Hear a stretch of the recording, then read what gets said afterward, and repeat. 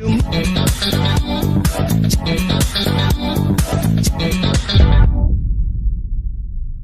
is up, guys? It's ajmarkle here. So as you guys know, this is a special interview with someone that's been on YouTube since 2014 and has amassed almost 700,000 subscribers.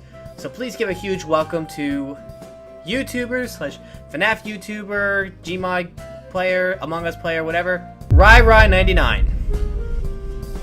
Hey guys, what's up? How y'all doing? It's good to have you on, Rye. So I'm sure fans probably wondering. Yeah, I'm happy to be. Yeah, sorry, I was just going to say I'm happy to be here. Yeah, I'm sure we're all excited. So anyway, let's talk about your first video, where it's public or unlisted, private, whatever. Tell us about your actual first video. I'm sure some fans might be interested in that. Okay, so the very first video I uploaded on YouTube was actually a song that I did. It was a very, very, very old song when I wasn't that good at making music back then. But the reason why it's on private right now is because I didn't make my own art for, you know, like the music, and the image that I used was subject to copyright.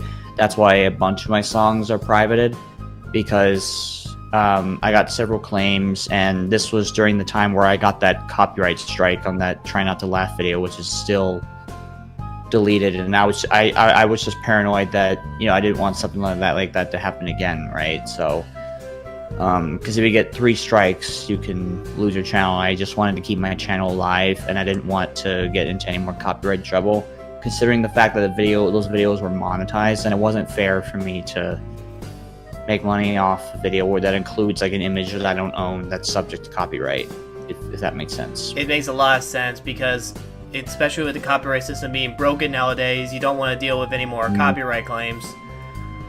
I mean, yeah, I agree in some ways it is broken, but like, you know, but in most ways, like, that being said, like, it's still like important to, you know, for, you know, artists to protect, how do I say this, like, protect like their songs and make them subject to copyright, so that people don't end up making money off their stuff. I like in some aspects that is still, you know, pretty important. So, yeah. But I do agree YouTube's copyright system is sometimes pretty ruthless. I did a live stream on a fan game of FNAF 1 Ultra Custom Night recently, and apparently the FNAF 4 title screen music is copyrighted, apparently, and I had that playing in that stream. It was a 2-hour stream, over 2 hours, for 30 seconds of the video, and the monetization, before I removed that audio from the video, all the monetization for the video went to the owner of that song that was on there for 30 seconds. Like, how does that even make sense?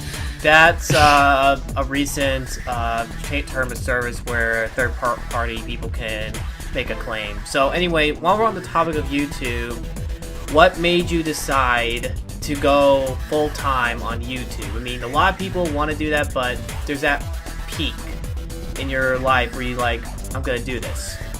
What was that peak for you? Well, I mean, it's a good question, but it's kind of somewhat, you know, kind of hard to answer, because I guess it kind of started when, like, I uploaded my very first FNAF animation, The Ghost of Golden Freddy, which I may remaster that in the future and maybe not have it Golden Freddy, maybe someone else. But yeah, like, when I uploaded that first animation, that started blowing up in views. I got like 1 million views in a month, and I was like, holy crap, like, you know, I've never had, you know, that much attention, like, on my videos and stuff, right? Then I started gaining subscribers, and then by the time January 2015, you know, hit, and I was getting millions of views per video, I was like, okay, I'm gonna definitely try to do this full time. So my parents and I set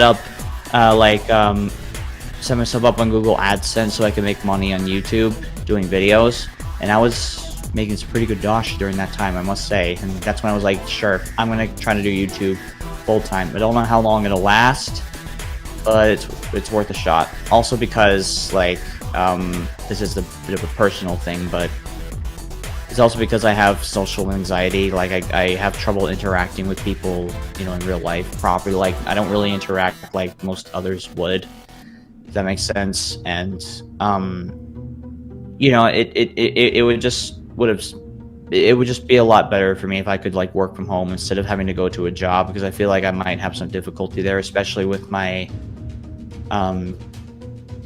you know, like this kind of issue I have with, you know, sometimes I have trouble paying attention. That can also be an issue as well. So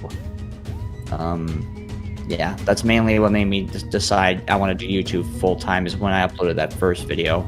Got a lot of views. I was getting lots of views from my animations, and yeah, I just kind of took off from there. That's pretty interesting. I mean, there's always that one video that really changes everything, right? Yeah. So. Yeah, I mean, like I'm pretty sure that's how most YouTubers started out. They do something that completely blows up, and then they do a follow up to it, and it just kind of takes off from there. Yeah. And hopefully, though, maybe I'll be able to go full time on YouTube. I am not there yet, so. But no, you do have I mean, I will say you do have still have a bit of a ways to go, but I'm sure you'll get there someday. Yeah, I'm confident of that. I mean, some people actually go outside sources for finances. So yeah, if it doesn't work out, I might try to, you know, improve my, you know, social skills and maybe get a part-time job as well. I don't know. I'll see. Completely understand about that. So also, I have been improving on that, and like keep in mind that was back when I was like 16.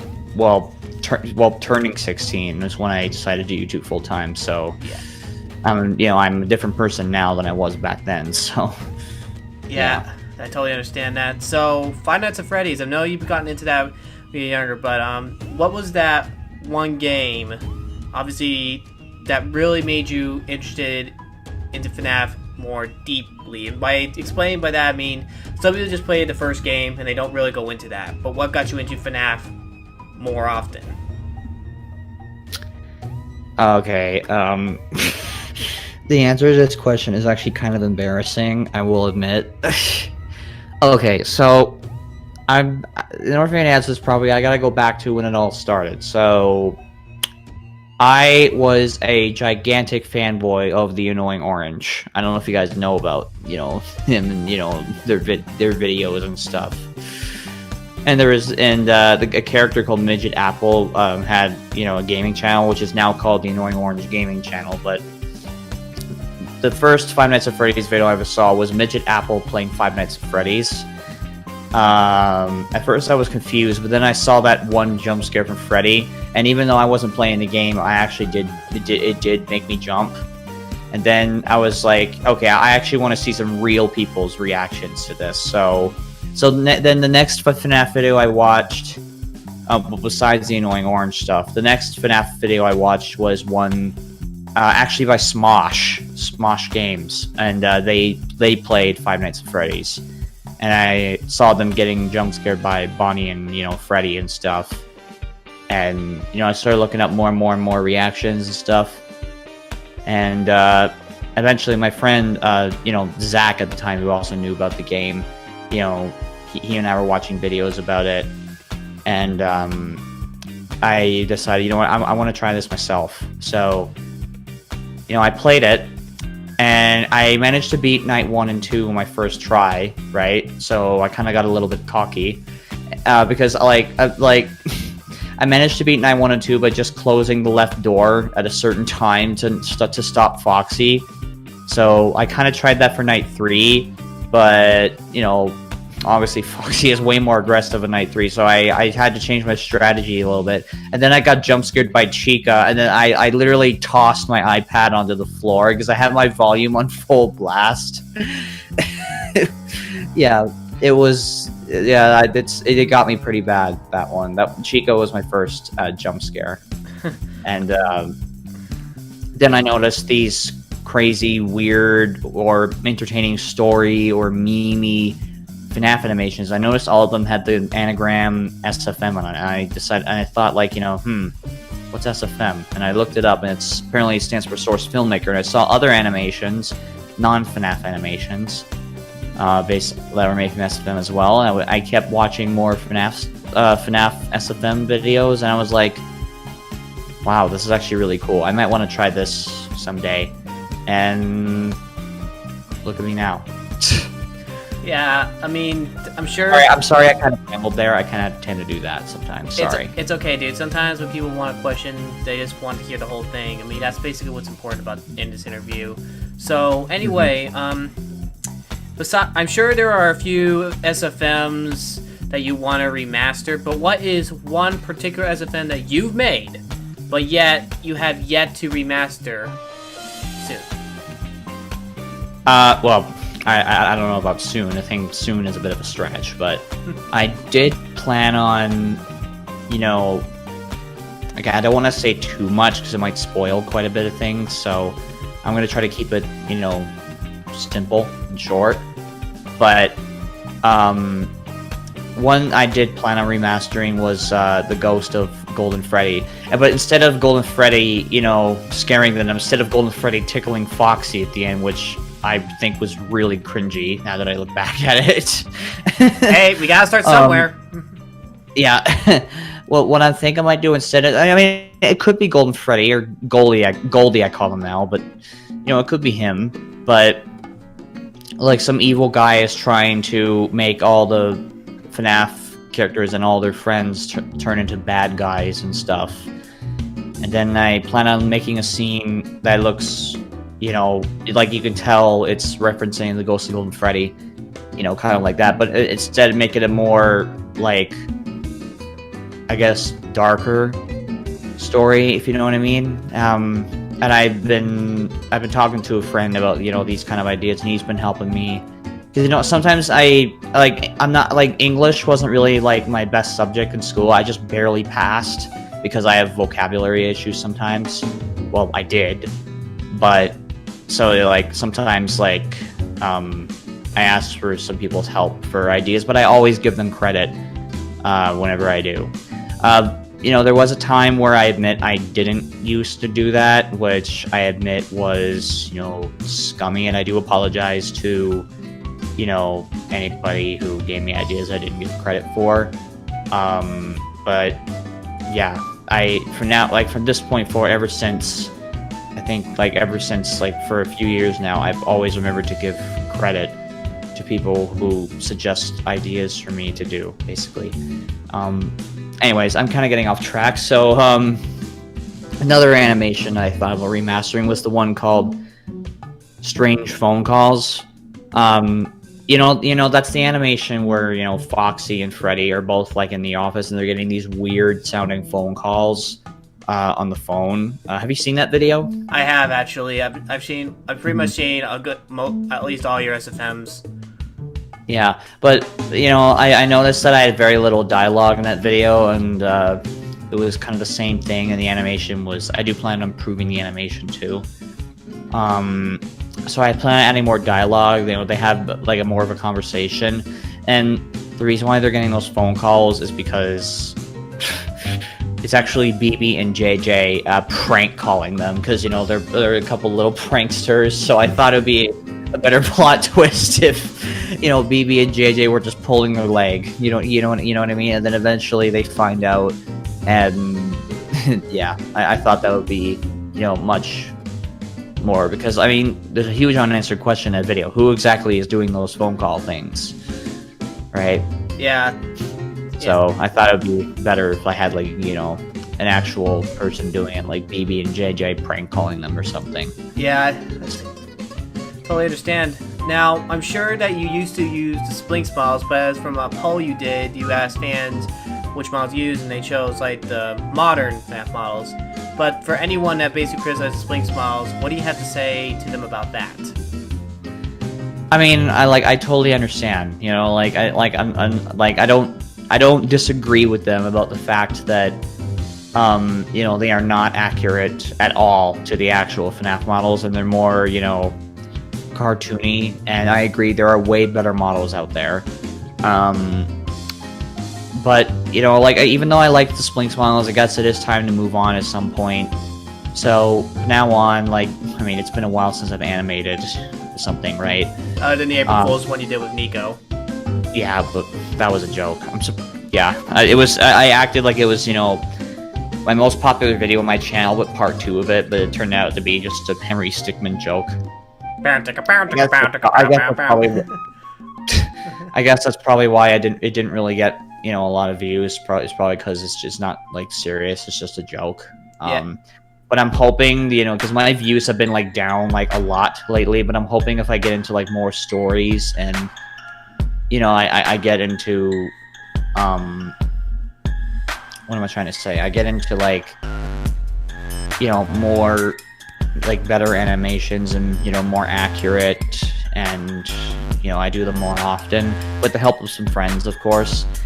I'm hoping that will bring my SFM crowd back. And I do apologize once again to my SFM fans, because I have said, like, many times that I'm going to go back to animation, and I didn't for the longest time, because my motivation, especially last year, was down in the dumps. I won't really get into the reason why that is unless you ask me about it.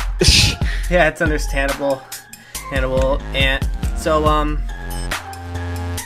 I understand, however, that people are asking for FNAF's Got Talent, and if you had to do FNAF's Got Talent, what would you do differently from the first season, if people ask? Well, first season I kind of had the FNAF characters act a little, you know, more, I don't know what the word is, like kiddie-ish or something. Now I want to make them act more serious like judges would, right? I would try my best to do that, but it's kind of hard to when, you know, you're doing your voice like pretty fast, you're doing a voice like Bonnie the Bunny, or a voice like Chica, you know, it's kind of hard to make them sound a little, I guess, professional, if you know what I mean, but I'm going to try harder to do that. And me as the host, I didn't really sound like myself, so I'm going to try to, like, talk more like myself if I do decide to make me as the host, myself as the host again. Yeah.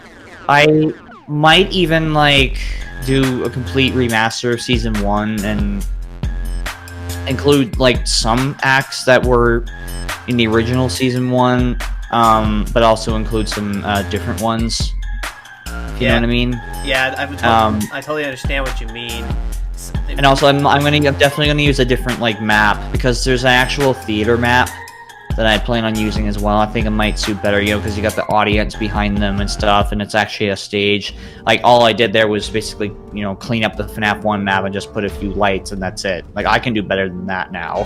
Yeah, I totally understand that. So yeah, definitely looking forward if you ever do remaster season 1.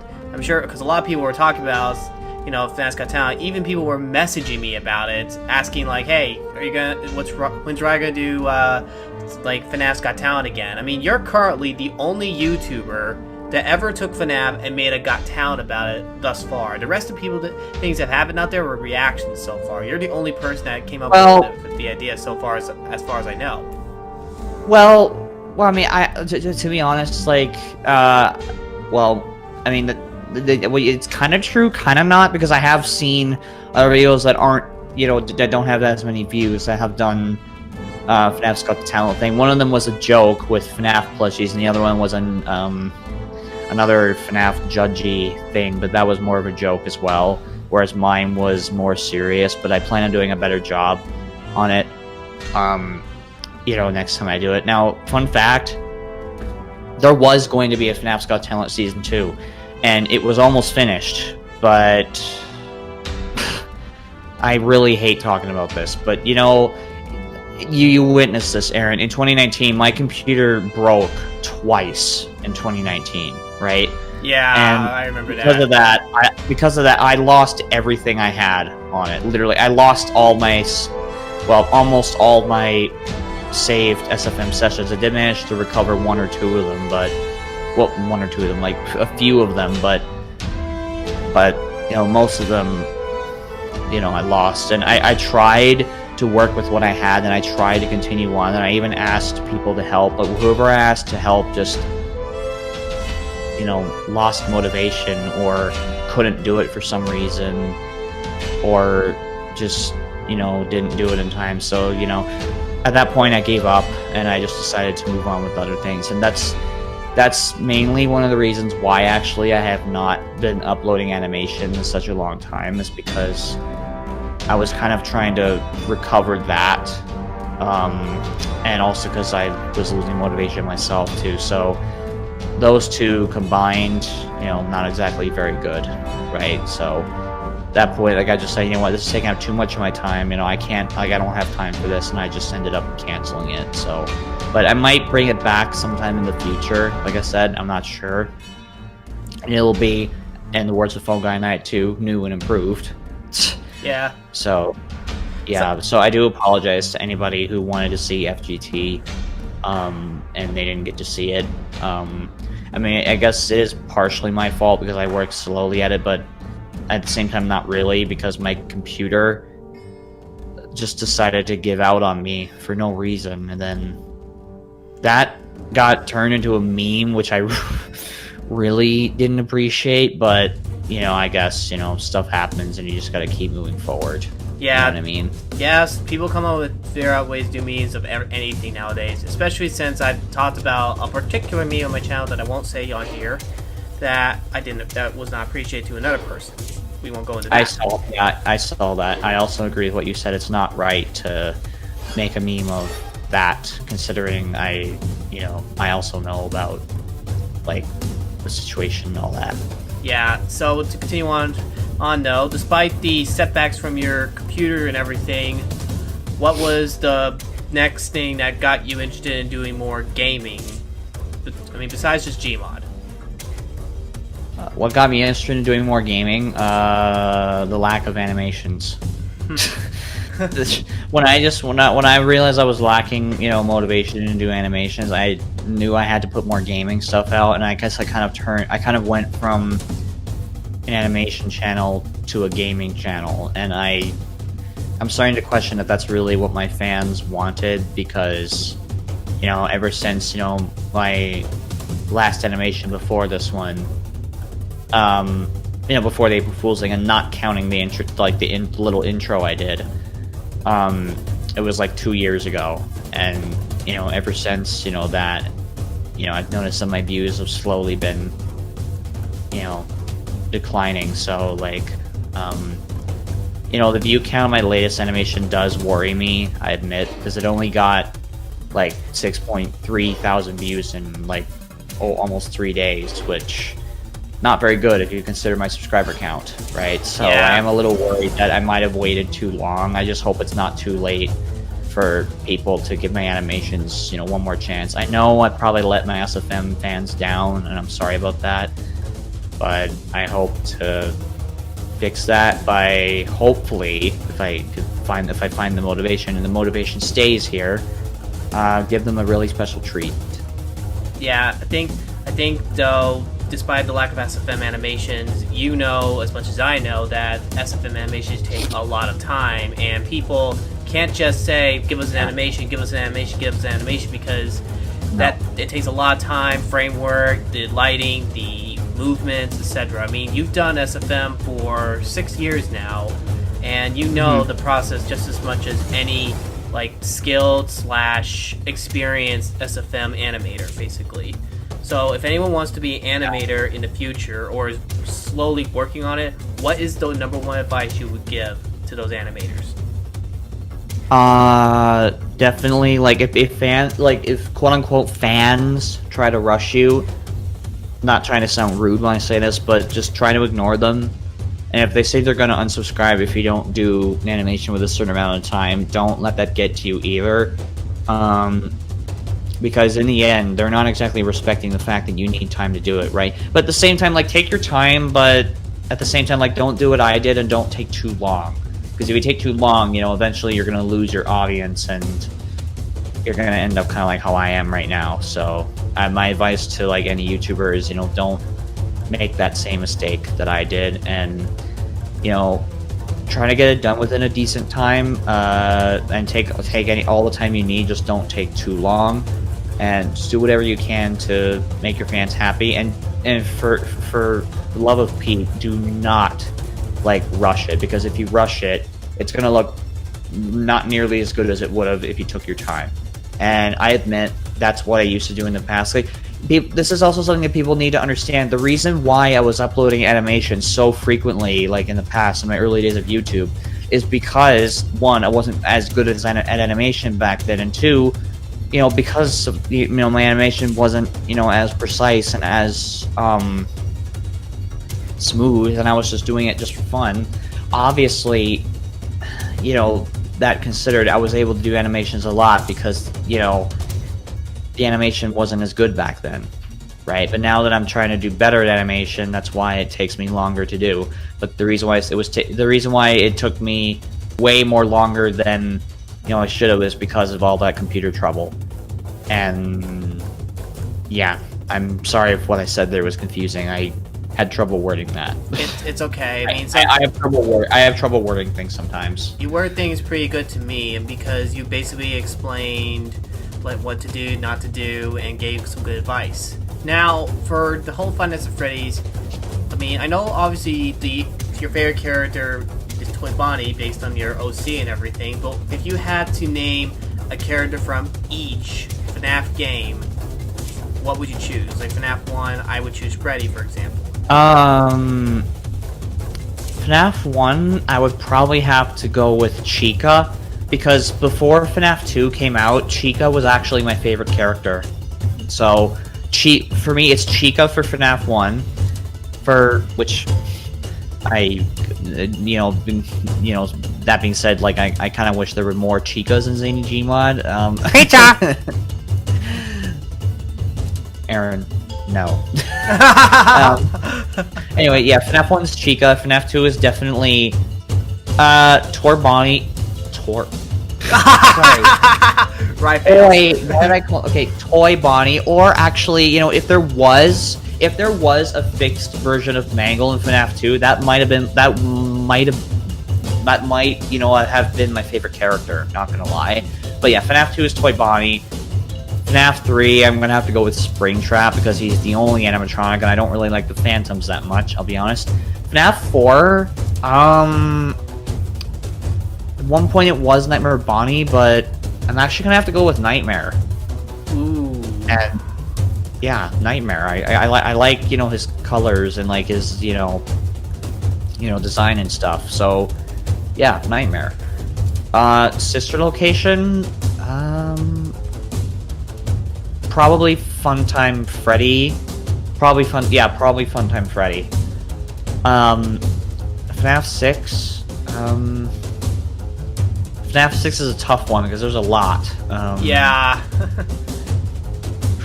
Okay, I'm gonna go by, you know, section. So for the Rockstars, I'll probably go for Rockstar Freddy. For the mediocre melodies, I would probably go for either Ned Bear or Happy Frog. And for the main four, I'm not gonna include Trash in the Gang, by the way. But for the main four, Scrap Baby, Molten Freddy, Scrap Trap, or Afton, and Lefty, I'm gonna have to go with Lefty. That's pretty interesting. On that. So now obviously you got all the characters from FNAF 1 through 6, and obviously I kind of noticed you didn't include FNAF World in there since it's technically not part of FNAF story chronological order. Also because like, you know, it kind of includes all the FNAF characters up into Sister Location, with the exception of Funtime Foxy. But yeah. Yeah, it definitely makes sense on that. So, obviously you've beaten 2020 on FNAF 1, and did you beat 2020 on FNAF 2 and 3? No, I can't even get past Night 6 on Night 3. I've never beat Night 6. It's way too hard. Yeah, I totally get you. I mean, my dog's barking like mad. I think they might have beat... Sorry, go ahead. My dog's barking like mad. What's her problem? Oh. Anyway, I was gonna say, I don't think... I think the only way I've beaten, like, all 20 mode in FNAF 4, or 4, you know, 2020, that mode, I think the only way I've beaten that is, like, with cheats on. I don't know if I actually beat it legit. I can't remember. I remember you got the cheat video. You had on that. Yeah, I did beat it with cheats, but I don't think I beat it without cheats. I don't think I have that other star. You'll get that star probably one day. I mean, it might be good. Sister location, definitely not. FNAF 6, definitely not, because I can't get past the 4th night with only Scrap Baby active. It's ridiculous. I can't even get past night 3 or something, 2 or 3. I think it was 3, without getting a heart attack every time I get jump scared by either Molten Freddy or Lefty. My highest that I've gotten on Ultimate Custom Night is 4920. The highest I've gotten on Ultimate Custom Night is 4920 mode. So close. I had everybody on 20 except for Toy Freddy. Toy Freddy was off. Yeah, Toy Freddy's always seems to be a pain in the you-know-where. Yeah, honestly, like, this might sound weird, but I honestly find it easier to Deathcoin Funtime Foxy than to try to survive Toy Freddy by RNG. You know, like, and honestly, in my opinion, I feel like the thing with Toy Freddy where you can not get jump scared by him when you flip up the camera when you're supposed to do his game in the room, I honestly feel like that's kind of a bug that Scott overlooked. I know, you know, Scott had it where he jump scares, you know, at this second or this second or this second, but still, I kind of feel like it was... I actually kind of feel like that if you beat 50-20 mode like that, you're kind of winning to a bug. But that's just my opinion. I completely understand. So, kind of moving on from the whole Five Nights at Freddy game series. What you played a lot of Gary's Mod, especially when you had an old series which we won't name, and now Zany GMOD. So, what is your favorite like game mode overall in Gary's Mod?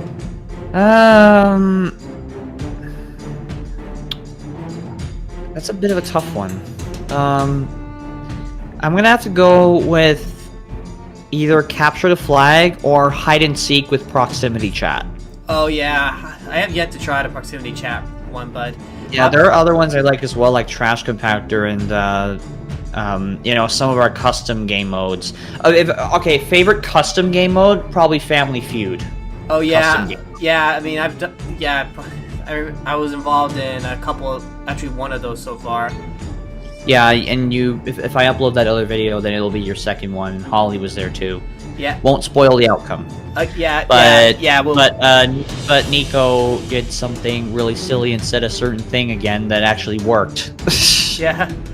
All right. So if you guys want to, you know, check out more of Rye's content before I continue this interview, please subscribe to his channel. Tell your friends, your neighbors, your grandma, your pet, whatever. I mean, let's get. I don't think someone's pet is going to subscribe to my channel and watch all of my videos. Unless they have a pet account. Doggone. Okay. But anyway, though, to continue on with the Gary's Mod, what is one video on your channel that you just cannot stop laughing your head off? Ooh. Video on my channel that I cannot stop laughing my head off. Specifically Gary's Mod. Specifically Gary's Mod. Yeah, I figured. I'm actually gonna go with, you know, multiple, because like I can't really choose one because I have a lot of videos on my channel. Probably episode 100, and yeah, episode 100 is probably one of my favorites. Probably the episode, you know, the meme with John falling down with the car. I want to know what love is. Right. That one always cracks me. And the other one that cracks me up is GMOD Funny Moments episode 96, where it's the one that's called WTF is going on, and you know, it's the one where it's like Blinx goes 1, 2, okay, we didn't die, 4, 5, and then right as I said boom, the bomb explodes, and we kept doing that. It was just so funny. Yeah, that's actually become a thing now for people to do in Who Touched It Last.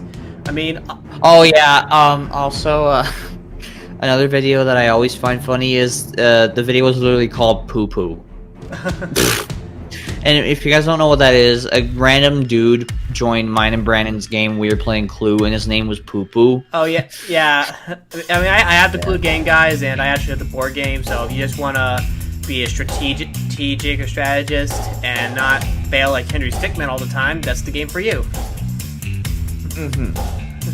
So obviously now you kind of introduced yourself to other games, which include Clue. But what other games do you like to play besides Gary's Mod?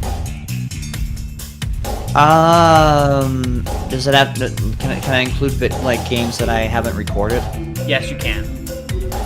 Okay, so definitely the Jackbox games. You know, I've streamed those. I sometimes play Uno with friends. There are some FNAF fan games which are kind of like replicas or modified versions of like older games, or not like the original FNAF games. I mean, like FNAF 1 Ultra Custom Night, FNAF 2 Ultra Custom Night. Because FNAF 2 Ultra Custom Night, in my opinion, is better than FNAF 2 because, you know, the AIs are programmed better. Anyways, there's a game that I play that I probably won't record on my channel because I don't think people would be interested. It's called the Golf Club, where you can make your own golf courses and play golf on them like you would in real life. And then Golf It, of course. Golf with your friends, of course. And I used to play Geometry Dash, but not so much anymore. I'm doing an Ace Attorney series. I'm doing a Phoenix Wright Ace Attorney series of Brandon. Oh, and Planet Coaster I sometimes like to play. How could I forget about that? I was playing it non-stop last year. Yeah, I think I just got it not too long ago. I just haven't got a chance to play it, but it's definitely really cool that you played. And since you mentioned FNAF fan games, one FNAF fan game I'm sure people like, Six Nights at Zany Club. Can you tell one thing about Six Nights at Zany Club that you probably would improve on, or that you like about it? What I like about it is, I like the soundtrack, and I think the game is programmed decently well, but, personally, I'm not a fan of the game anymore, because, let's be honest, the quality and the lighting and stuff in there was really, like, crap. Especially, like, the office looks really, really bad. It just looks really bright, and there's nothing in it, and it's pixely, and yeah, and even some of the rooms they kind of look bare and stuff, and the characters' paths are too predictable and stuff. Yeah. If I do get involved with other games, I definitely want to do a much better job than I did with Six Nights at Zany Club. And also, like, I don't want things to be spoiled, because tons of things got spoiled to too many people all at once, and pardon me, I want to make sure that, you know, that doesn't happen again. You know what I mean? So yeah, I definitely want to do a better job with future games if I do decide to, you know, be involved in them. Yeah, I totally understand what you mean. I mean, but hey, it's your first fan game. I mean, when someone makes their first fan game, it's going to be perfect for the first time. Over time, you get to get involved in other fan games and improve on it over time. And some people even remaster those fan games and maybe like change a few things in it. But anyway, let's move on from Six Nights at Zany Club, and let's kind of continue on. You said Golf It earlier. Is golf one of your favorite sports? Obviously. It is one of my favorite sports. I don't really, I don't enjoy actually playing golf IRL as much as I do on computer, because it can be kind of frustrating IRL. But hopefully I'll get back into doing that this year. I would say my favorite sport to play IRL besides golf would have to be bowling, probably. Because, you know, that game, you know, it's never frustrating, you know, it's always fun, right? And I consider myself a pretty decent bowler, so... Unless you always get that one pin that you can't seem to knock down, like I have several times. That's a pain. Although, like, in real life, that doesn't really annoy me too much, because it's still a good bowl, right? Because, I don't get strikes, you know, crazy often in, you know, bowling in real life. But I still get, you know, I still get a lot of spares and stuff. Yeah, definitely understandable. But since you mentioned bowling, what was the highest score you ever gotten that you remember? I believe the highest score that I've ever gotten was 197. Dang, dude, that's even more than mine. Mine's 154. Yeah, I would have gotten to 200 pins, but then I messed up on the very last throw. That was a bit heartbreaking. I totally understand that. I mean, I have yet to get past 154. So anyway, before we end the vlog, I know vlog. That's actually the next question. No, your vlogs. I mean, can you say one of your favorite vlogs on your channel that you've done? I don't really do that many vlogs, dude. I know, but you've done a few before, and I'm sure fans might be interested in like, hey, what type? I mean, what do you like about the vlogs? Your favorite vlog that you've done so far? You know. Well, I consider my vlogs to be just, you know, it's just me talking about stuff, so I cannot really pick a favorite when it comes to that. Yeah, totally understand. I can't really pick a favorite. That's not really a question I can really answer, you know. I can understand. All right, last question.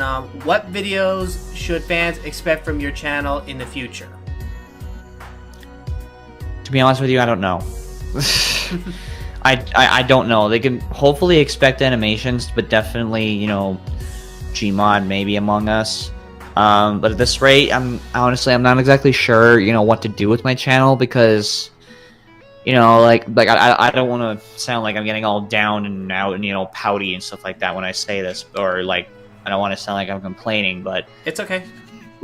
Lately, you know, it just feels like, you know, especially very recently, like no matter what I upload, whether it's something popular or not, like I just can't seem to get the views like I used to, and I know that's partially my fault because I didn't exactly give certain people, you know, what they wanted, especially my SFM fans, and I kind of wish I kept that up. But it's just that, you know, like I hate to go personal here, but it's just because, you know, I've had to go through nonstop drama, you know, for 4 years straight, right? And you know, when you have like things are quiet now, thank God, but you know, when you have to go through all that, it really like wears you out, you know what I mean? And that's why like I didn't post videos like as frequently. It's because I lost, you know, a lot of motivation because I was just really burnt out. And I think because of that, you know, it kind of caused my views to drop. And you know, and I just really hope that it does pick up eventually, but you know, I'm kind of worried that it may not, because like even my animation didn't, even though it was a joke, it still did terrible, you know what I mean? And you know, like the thing that confuses me is that I know certain people look for certain things, but you know, with the views I'm getting, like I would much rather have less than 100,000 subscribers and get the views that I'm getting right now, which is only averaging like 10 to 15k per video, right? Yeah. Or, well, I guess 15k per video. So, like, I mean, if you're subscribed and you're not gonna watch my videos, then you might as well unsub. You know what I mean? But if you're gonna subscribe and actually watch my videos to support me, then by all means, like, go ahead. I really appreciate those who do. Right? I mean, my subscriber count right now is actually kind of going backwards, and I actually kind of see that. This might sound crazy, but I kind of see that as a good thing, because I kind of see it like, you know, it's cleaning up the fans that, well, the used to be fans who just aren't interested in, you know, my stuff anymore. I just want to see, you know, what people are truly interested in and how many people are interested in it, you know? So yeah, I just feel like the subscriber count I have, I should be getting higher views based on, you know, my subscriber count, because less, like 1% or less of my subscribers are actually watching my videos right now, which is ridiculous. Well, hopefully that will change. I mean, Yeah. YouTube algorithm isn't exactly the best, as we all know. No, it's not. And I really hope, one thing I hope YouTube doesn't do is I hope it's not suppressing my videos somehow, because if it is actually doing that, that would actually annoy me quite a bit, because, you know, I am struggling to, like, I want YouTube to be my full-time job, but I'm kind of struggling with that right now. Yeah. I'm just worried that I might have to go look for another job, because my income is mad low right now. Now, obviously, I'm not trying to say, like, you know, oh, why won't every single one of my subscribers watch every single one of my videos, because I know that can't happen. You know, I know people get busy, and I know you're interested in some things, and you're not as interested in that as other things. Like, you know, I get that. You know, you can't watch all my videos all the time, but 1% or less, come on. That's a little unrealistic. Yeah, yeah, hopefully that'll change. Now, I know I said last question earlier, but there was something that came up. So, you done a lot of challenges on your channel. Well, a few, obviously. One, are the fans going to expect more challenges in the future? And 2, what is your favorite challenge that you've done on your channel?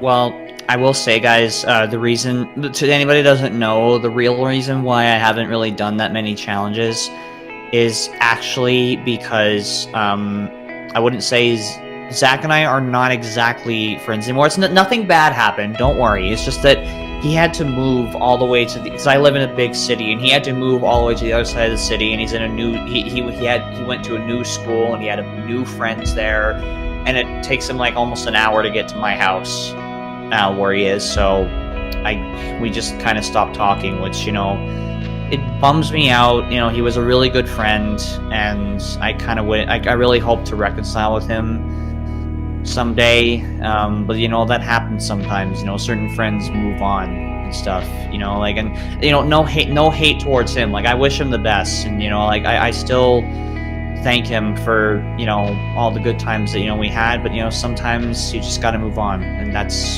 you know, what pretty sure what we've done, but hopefully someday we can maybe possibly reconcile. But anyways, going back to the question, I don't know for certain if I'm going to be uploading that many challenges, but I do have one challenge video that I actually recorded with my mom and dad. My dad's mainly in the video, my mom was doing the presenting.